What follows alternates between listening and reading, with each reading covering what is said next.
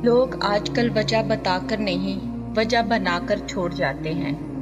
हालात जैसे भी हों, छोड़ने वाले छोड़ जाते हैं।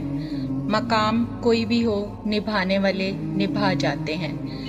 हज़रत अली रज़ी अल्लाह ताला उन्होंने फरमाया, दिल का अच्छा होने से बेहतर है ज़ुबान का अच्छा होना, क्योंकि लोगों का वास्ता सबसे पहले आपकी ज़ुबान से पड़ता है। दिल तक तो कुछ ही लोग पहुंचते हैं। मुस्कुराने से शुरू और रुलाने पे ख़त्म, ये एक जुल्म है जिसे लोग मोहब्बत कहते हैं।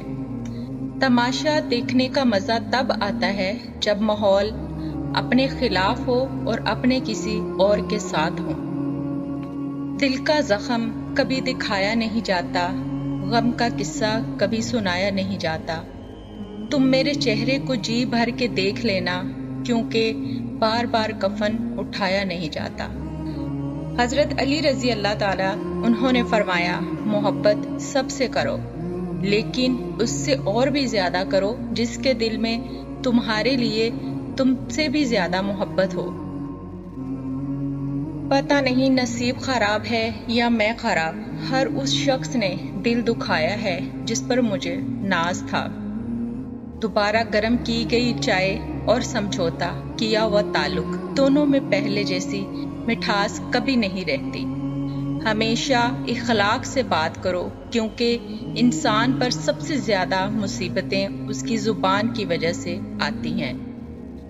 लोगों से इंतकाम मत लिया करो, खराब फल खुद ही दरख्तों से गिर जाते हैं। लोगों के महल देखकर खुद को गरीब ना समझो, क्योंकि कमाई छोटी हो या बड़ी हो सकती है, मगर घर में रोटी का साइज और कब्रिस्तान में हर कब्र का साइज एक जैसा ही होता है। इखलास की खूबसूरती दिलों को फतह कर लेती है। बंदे की बेहतरी खुदा से बेहतर कोई नहीं जानता। अल्लाह ताला फरमाता है, खुद को अकेला कभी ना समझो, तुम जहां कहीं भी हो मैं वहां हूं। थामने वाला गिराने वालों से बहुत बड़ा है। रिश्ते तोड़ना बहुत आसान होता है, असल समझदारी ये है कि कुछ भी हो जाए दरगुजर करके मोहब्बत को हमेशा कायम रखा जाए।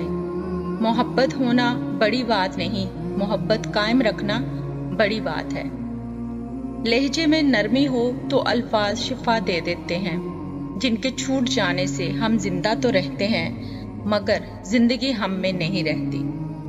मसलों का हल अल्लाह से बात करने में भी छुपा होता है, और कभी कभी मुश्किलें अल्लाह के साथ ज्यादा वक्त गुजारने के लिए भी दी जाती हैं।